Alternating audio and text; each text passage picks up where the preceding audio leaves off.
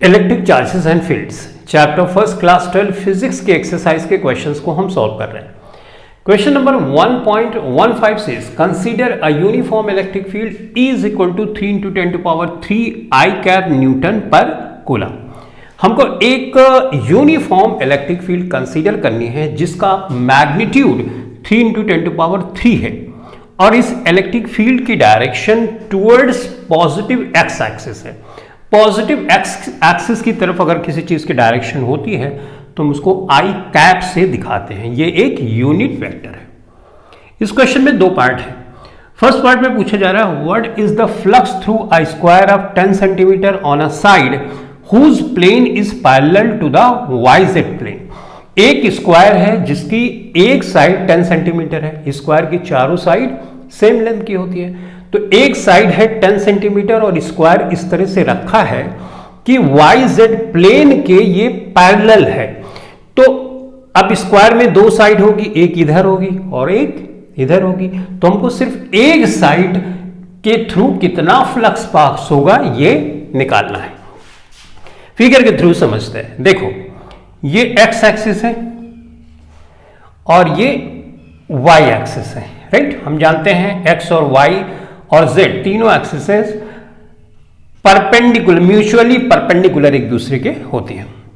जो स्क्वायर है लेस से 10 सेंटीमीटर, एक स्क्वायर मैं यहां पे ड्रॉ करता हूं इस तरह से। ये पैरेलल मैंने बनाया वाई के, ठीक है, और ये जेड एक्सिस है, तो जेड एक्सिस के पैरेलल एक लाइन ड्रॉ कर देता हूं इस तरह से। तो इसका मतलब स्क्वायर अब जो है y के पैरेलल हो गया और z के पैरेलल हो गया। इसमें दो फेसेस ऑब्वियसली होंगे। देखो जैसे ये है, ये स्क्वायर मान लो छोटा सा है, इतना बड़ा, ठीक, तो इसके दो फेसेस हो, एक इधर और एक इस साइड में, करेक्ट। तो हमको एक साइड के थ्रू कितना फ्लक्स पास होगा ये निकालना है। जो इलेक्ट्रिक फील्ड की डायरेक्शन है वो पॉजिटिव एक्स एक्सिस की तरफ, पॉजिटिव एक्स एक्सिस ये है, तो इसका मतलब इलेक्ट्रिक फील्ड की डायरेक्शन यहां से कुछ इस तरह से है, ठीक। तो ये इलेक्ट्रिक फील्ड की डायरेक्शन हो गई। हमको इस साइड के थ्रू लेस से फ्लक्स निकालना है, एक साइड के थ्रू।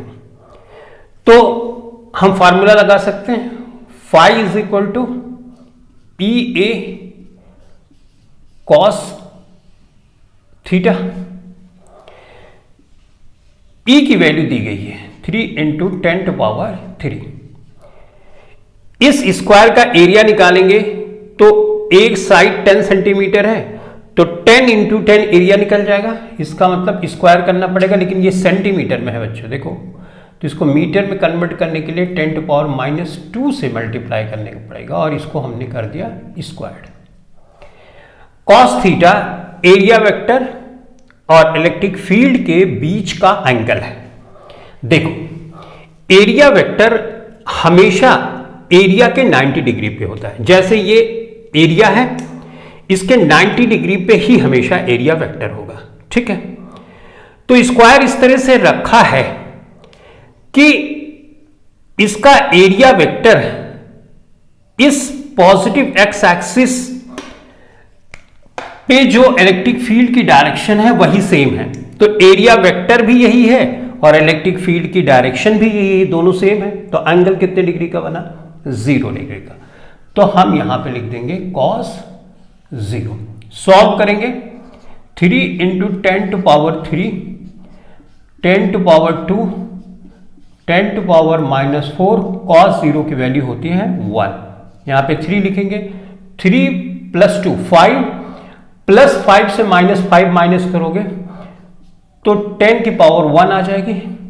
इसको सॉल्व करोगे तो आ जाएगा 30। यूनिट होती है न्यूटन मीटर स्क्वायर पर कूलम। तो पहले वाले पार्ट का आंसर आया 30 न्यूटन मीटर स्क्वायर पर कूलम। इतना फ्लक्स इस एक साइड से इस स्क्वायर से होकर गुजरेगा। इसका सेकंड पार्ट है B, what is the flux through the same square. इसी सेम स्क्वायर से कितना फ्लक्स पास होगा if the normal to its plane, इस प्लेन के नॉर्मल जो है makes 60 angle with the x axis. तो इस प्लेन का नॉर्मल तो अभी यहीं पे जा रहा है। अब अगर ये एक्स एक्सिस से 60 डिग्री का एंगल बना दे तो कितना फ्लक्स इस साइड के थ्रू पास होगा। तो बहुत सिंपल है बच्चों, ये है अभी तो इस तरह से है area vector, correct. Area vector तो हमेशा एरिया के 90 डिग्री पे होता है और ये हमेशा ऐसे ही रहेगा। अगर मैं एरिया को घुमाऊंगा तो एरिया वेक्टर भी घूम जाएगा, करेक्ट। तो देखो एक्स एक्सिस से अभी तो 0 डिग्री है, इस तरह की सिचुएशन है। अगर मैं एरिया घुमाऊंगा 60 डिग्री पे तो एरिया वेक्टर भी देखो, इलेक्ट्रिक फील्ड तो वही रहेगी, एरिया वेक्टर घूम गया। तो अब देखो कितने डिग्री इस मार्कर और इस लाइन के बीच में 60 डिग्री का एंगल बन गया, यानी जो एरिया वेक्टर है इधर आ गया, एरिया वेक्टर हमारा ये हो गया और इलेक्ट्रिक फील्ड की डायरेक्शन ये हो गई, राइट। इलेक्ट्रिक फील्ड की डायरेक्शन ये हो गई। तो इलेक्ट्रिक फील्ड नहीं बदली, हमने एरिया को 60 डिग्री पे टिल्ट किया तो एरिया वेक्टर बदल गया, इस वजह से ये थीटा बदल जाएगा, ठीक। तो बी पार्ट वाले को हम सॉल्व करते हैं। हम लिखेंगे phi is equal to E A cos theta, right बच्चों। ई ए की वैल्यू तो हमने निकाली है, जब यहां पे 1 रखा तो 30 आई थी, तो डायरेक्ट मैं लिख दूं 30 कॉस। अब ये तो 60 डिग्री हो गया, एरिया वेक्टर और इलेक्ट्रिक फील्ड के बीच का एंगल, तो मैं यहां पे लिख दूंगा 60।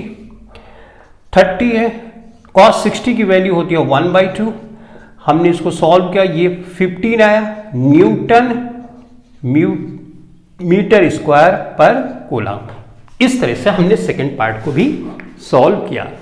तो अब हम सॉल्व करेंगे नेक्स्ट क्वेश्चन।